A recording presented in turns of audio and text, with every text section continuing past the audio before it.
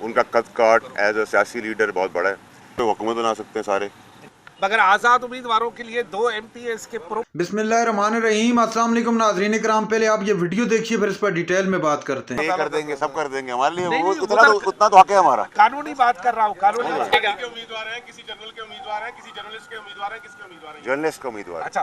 इस मुल्क में और आपके तवज्जुह से, मेहरबानियों से MNA भी रहा हूँ इस मुल्क का, वफाकी वजीर भी रहा हूँ, सेनेटर रहा हूँ और सेनेटर से रिज़ाइन करके बाहर आया हूँ। तो अगर 3 ओहदे कम उम्री में मुझे एक ही टिकट में मिल सकते हैं तो 2 सेकेंडरी और प्रपोजल भी मिल सकते हैं। तो परेशान ना हो, कानूनी कार्रवाई पूरी की जाएगी।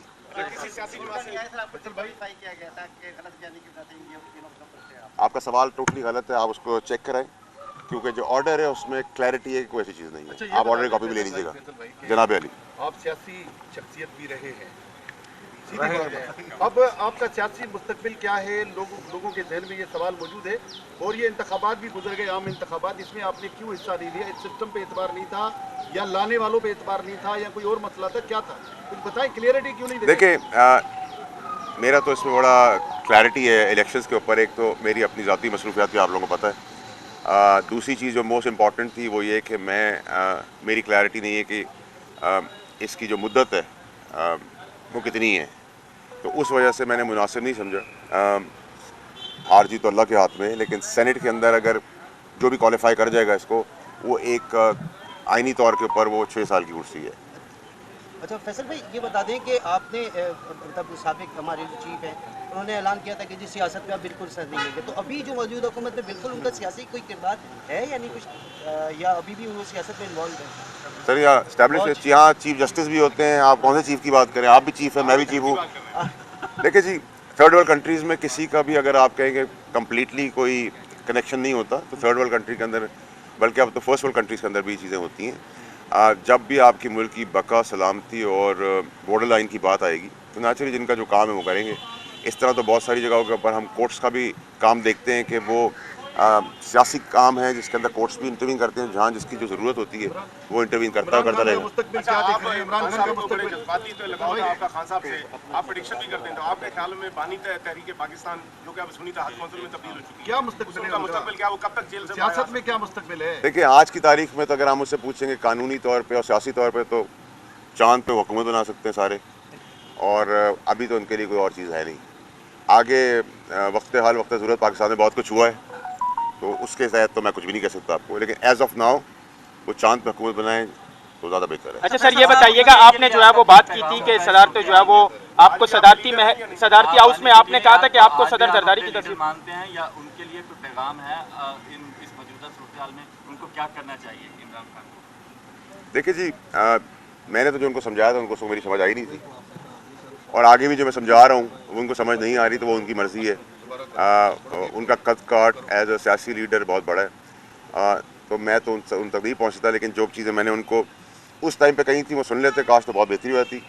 आज भी मेरी उनसे गुजारिश ये होगी, मौला जट की सियासत छोड़ें, जमहूरी रास्ता निकालें, भंवर से निकालें अपने आप को भी, पाकिस्तान को भी, इदारों को भी और कौम को भी। अच्छा फैसल वावड़ा साहब, ये बताइएगा, आपने इलेक्शन से कबल प्रेडिक्शन की थी कि आपको सदर जो है वो जरदारी नजर आ रहे हैं, वो पूरी हो गई। अब ये बताइएगा, चेयरमैन सेनेट आपको कौन बनता हुआ नजर आ रहा है? काकड़ साहब दोबारा बन सकते हैं? और साथ ही ये बताइएगा, अली अमीन गंडापुर साहब इस वक्त जो है वो KPK में वज़ीर आला है, तो आपको क्या लगता है जिस तरीके से उनकी जानिब से स्टेटमेंट आ रहे हैं, क्या वो अपनी जो है वो मुद्दत KPK में पूरी कर पाएंगे? नहीं, ना वो अपनी मुद्दत पूरी कर पाएंगे। परेशानियों का टाइम रमज़ान के बाद उनके लिए शुरू हो जाएगा।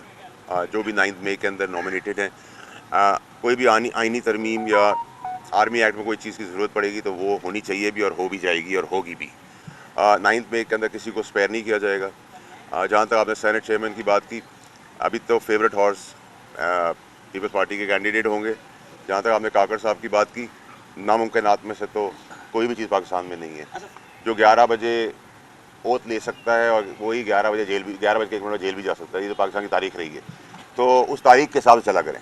अच्छा ये बताएं कि आप जैसे किसी पार्टी से बिलोंग भी नहीं करते, तो क्या सिंध में ये इम्कान मौजूद है कि सेनेट के इलेक्शन के दौरान खरीदो फरोख्त भी हो सकती है? देखिए, खरीदो फरोख्त तो हमेशा पाकिस्तान के अंदर, चाहे वो जनरल इलेक्शन हो या ज़मीनी इलेक्शन हो या ये इलेक्शन हो, ये तो नॉर्म रहा है।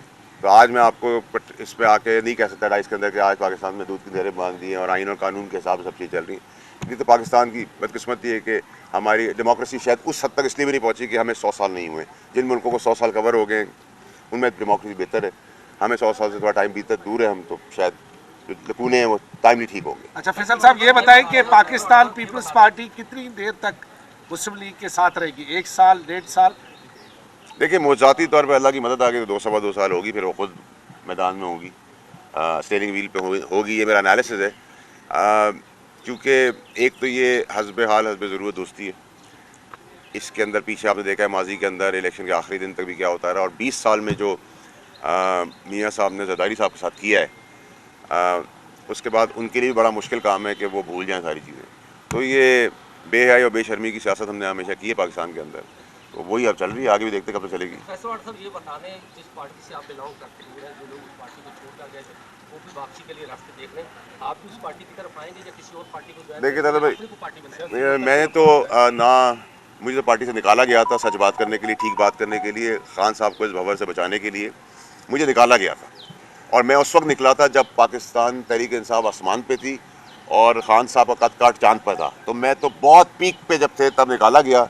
जो बाकी वक्ती बटेरे जो आज अपनी दास्तानें सुना रहे हैं, किससे कहानियाँ कर रहे हैं आवाम के आगे कि हमें ये हो गया तो हमें ये इस तरह किया तो हम मजबूर हो गए, तो बेशर्म बेहयाओं को इतनी हया होनी चाहिए कि जैसे मैंने अहल होने के बाद।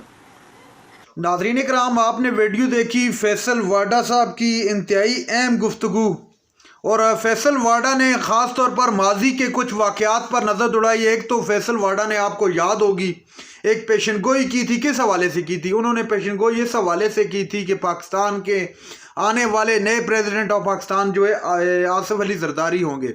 उनकी ये प्रेडिक्शन पूरी हुई। साफ़ियों की जानब से सवाल किया गया कि वाडा साहब अब आने वाले दिनों में आप क्या देखते हैं? पाकिस्तान तहरीक इंसाफ जो कि अब सुन्नियत आद है, उसका मुस्तकबिल क्या देखते हैं? और दूसरे नंबर पर केपी की जो गवर्नमेंट है, जो अली अमीन खान गंडापुर के पास है, उनके हवाले से उनका मुस्तकबिल क्या देखते हैं? जिस पर फैसल वाडा ने खुलकर कहा कि पाकिस्तान तहरीक इंसाफ का इस वक्त जो मुस्तकबिल है, जो इस वक्त उनके हालात हैं, वो तो थोड़े मुश्किल हैं, लेकिन आने वाले वक्त में पाकिस्तान तहरीक इंसाफ ज़रूर पासा पलटेगी। तहरीक इंसाफ पाकिस्तान की वो सियासी हकीकत है जिसको कोई डिनाई नहीं कर सकता। पाकिस्तान तहरीक इंसाफ के सिर्फ नाम पर आपने देखा लोगों ने किस तरह बाहर निकल कर वोट दिए। इमरान खान बहुत जल्द हुकूमत भी बनाएगा इंशाल्लाह, आप देखेंगे, ये मेरी ज़ाती राय भी है, और इमरान खान बड़ी ताकत के साथ अब आएंगे हुकूमत में। ये मेरी बात आज अपने पास लिख लीजिएगा। और फैसल वाडा जैसे भी जितने भी इस तरह के लोग हैं जिन्होंने सियासत को सिर्फ अपने ज़ाती मकासद के लिए इस्तेमाल किया और खैराबाद का इन वक्त पर, ये फसली बटेरे भी इंशाल्लाह आपको लाइन में खड़े दिखाई देंगे और हाथ जोड़कर माफ़िया मांगेंगे और पाकिस्तान तहरीक इंसाफ में वापस आने के लिए तमाम तर कोशिशें बरूएकार लाएंगे। नाज़रीन इकराम, ये थी आज की हमारी वीडियो। चैनल पर जो नए, चैनल को सब्सक्राइब करने की वीडियो तक के लिए अल्लाह हाफिज़।